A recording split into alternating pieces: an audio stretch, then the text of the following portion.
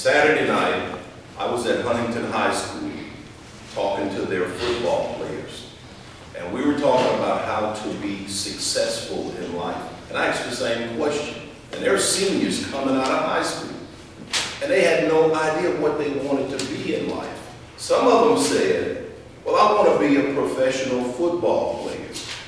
My question was, and it wasn't to put anybody on the spot, where are you going to college? And he said, well, I'm not going to college. Well, okay, so you laugh. Now that's okay. It is comical in a way, but I said, well, I'm back to knowledge is power. How can you play pro ball? It is possible, because I went to school at Green Oaks. There was a guy by the name of Ezra Johnson. He went from Green Oaks to Green Bay. From high school, but it does not happen like that all the time. So I said, young man, where are you planning on going to college? And he said he was not going to college. Now, even at your young age, how likely is he to become a professional football player? It's not going to happen. It's not going to happen. Young man back there, he has a goal. He knows where he want to be. He want to know which direction he wants to go. You have to have a goal. And now this, again, Sergeant John, this is another presentation I have, and it's about being successful in life. But if you have no goal, you said, how old are you? How old are you? I'm looking at, yeah, you're looking at me, I'm looking at you. How old are you? 12. By 10 years on your life, you're going to be 22 years old. And I'm not putting you on the spot. Are you shy? Because we're going to talk, and this is not, we're just having a conversation, you and I. Or I'll take that back. Who in here want to talk to? Okay. She heard first. Now watch this. We're going to have a dialogue, she and I. How old are you? 11. Let's tack 10 years on your life, and that'll put you at age 21. Where do you want to be at age 21? Have you thought about it? Okay, good. Where do you want to be at age 21? Everybody listening. And y'all gonna learn something from this. Where you gonna be at age 21? No. Y'all don't have, this is her dream. See, we all have dreams. I have dreams, even at my age. Because I was 11, I was 21. But when I was 11, I wasn't thinking like a 20, 21-year-old. I was thinking like 11-year-olds. I grew up right down the street here on Kelsey. And every day after school, at 11 years old, we would run up to Northside, and what we would do, we would play softball all day. That's all I was thinking about, because I kind of figured, wow, 21, I'm going to be old. Never be 21. I was thinking I would be 11 forever. So at 21, you want to be a basketball player, playing, so you 21, you finish with college, you coming out of college, trying to play some semi-pro basketball, correct?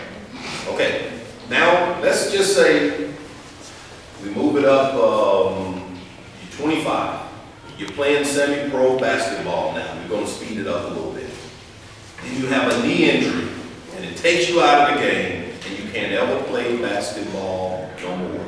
It's hypothetical. Now what do you want to do?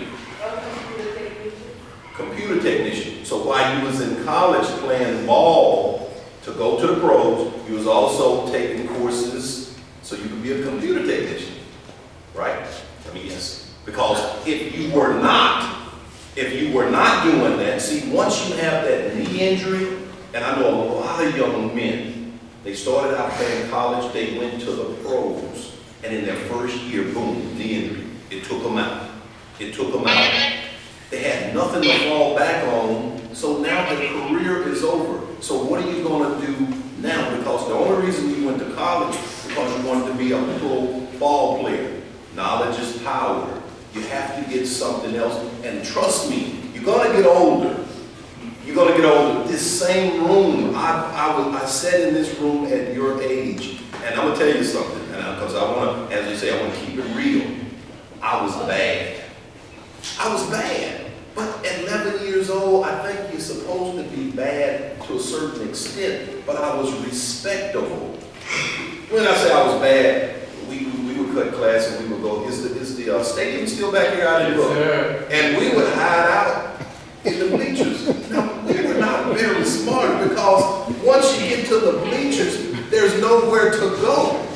There's nowhere to go, so when they would come looking for us, we would get called all the time. So we didn't have the knowledge, but I'm standing before you because if you're not thinking about what you want to be later in life, if you're not careful, from 11 years old, you're going to be 21, and you're going to wonder where did all those years go. And I know your parents are always talking to you about the education. Education is important. Education is important.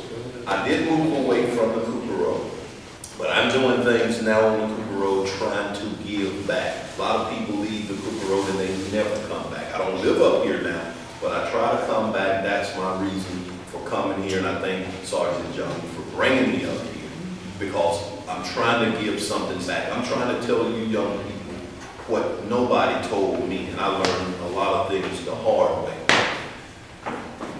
Running from the police, said a young man back there, we both grew up here. And we would start back on, and I don't know if y'all live in this area, but on Kelsey Street. It was all wooded area, those woods are gone, and we would run from the police because you could go in the woods on one side of town and you could come out on the other side of town, and the police didn't know that.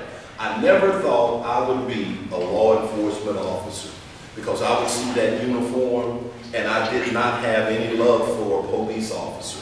And it was prejudice because I didn't know anything about a police officer. I would see and hear what other people would say about a police officer, and it caused me to dislike police officers just because of what I heard. And that could be the same way about your peers, people, your friends, so-called friends, because you're too young to really have friends. These are your associates. They're not friends. And if you don't believe me, whichever one, you don't have to do it now, do it later. Whichever one you think is your friend, your ace, coon, boom, your buddy. Now listen to this. When you get a loan, be in need for $20. $20. Your friend will come out of their pocket and give you $20. But I'm gonna make it better than that. You only want $5. Find your friend. And if your friend will not, and like I said, you lose a friendship behind $5. Your friend will not give you, but a true friend will be there for you. So we grew up together. This, my friend, when we were this age, y'all don't do this now. We played marbles. Y'all don't, you probably don't even know. We played Foursquare. Oh, y'all played Foursquare. We played shuffleboard. Okay, but the thing is, you're at the age now. Yes, it's about having fun, but it's also about thinking about the future. Because one day, you're graduating from high school, you go to college, and things are going to change. Things are going to change. But law enforcement opened the door for me. It opened the door for me. I started out as just a patrol officer. I went up through the ranks. And now that I have the experience that I have, I can go on if I wanted to be a state senator, I can go and be a state senator, which I don't want to be a state senator, but it's just the experience that law enforcement experience, right, has granted me the ability to stand before you and talk. And you may say, well, that ain't nothing. Who said that ain't nothing? Incorrect grammar, but I'm trying to relate to you. Who said that ain't nothing? Anybody say that ain't nothing to stand up here in front of you and talk? Oh, I see your hand. You come up here and let me give you, see what she's saying? You have to have an ability to relate, because listen, it's not easy to stand before people because a lot of people, if you had your cell phones, which you can't have them in school, you would probably be on your cell phone, playing with your fingers. Oh, you don't have to stop because I said that, but the thing is, I'm trying to give something back. Again, I said this earlier, I wish somebody would have took the time to stand before me and tell me this is the way it's gonna be. I have to pay bills now. I have to pay a house note now. And I live with my mama and daddy. Yeah, see, you said house note. One day you're gonna pay a house note. I know it. It's coming. One day listen, those Jordans that you wear, that you have at home, that you pay on. Now, I don't own a pair of Jordans. It's not that I can't afford a pair of Jordans. I don't own a pair of Jordans because I can't see myself paying that kind of money for a tennis shoe to walk around. Now, when I was talking to the boys at Huntington, here's what I told them.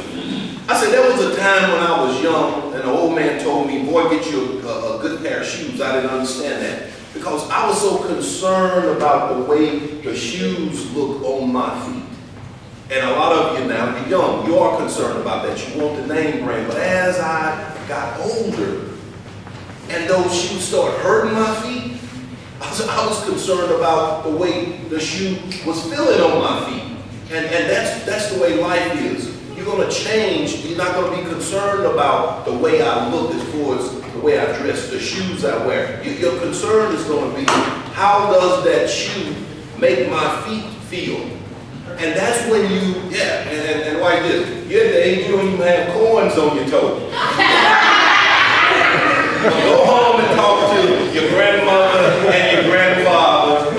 See, I'm looking at her back there. She can relate to that. You go home and talk to your grandmother and grandfather. They're my age. I guarantee you, they're my age and they know.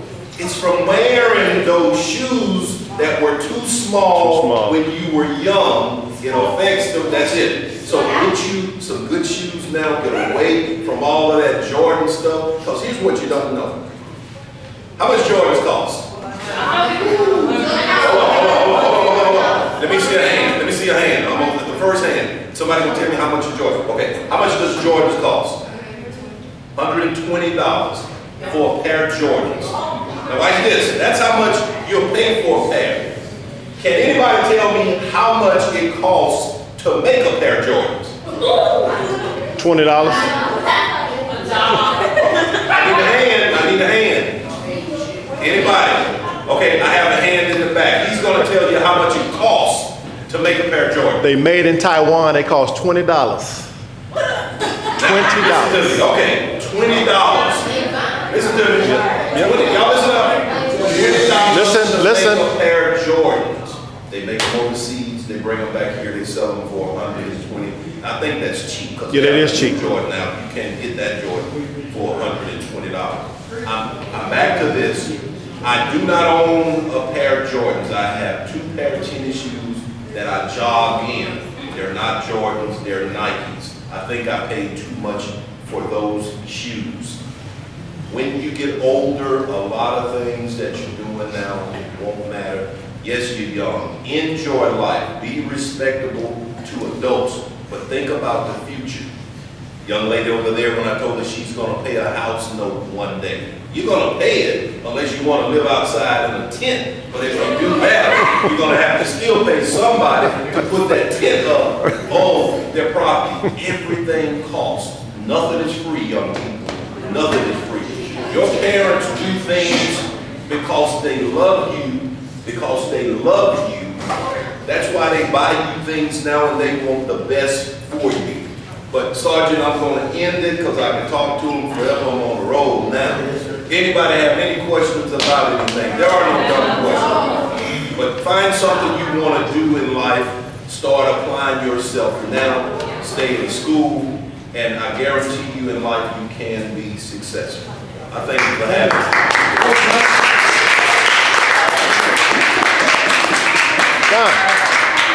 Okay, hold on. I have a question. Y'all listen up. I have a question. Rico Savannah. Hold on. I know Rico Savannah. You asked him about me. I used to be his supervisor before I retired. He's related to you? That's your cousin. So now Pop Savannah is, I call him Pop Savannah. The older guy that always wears a overall. That's Pop Savannah. That's my friend. You ask him about me. Thank y'all.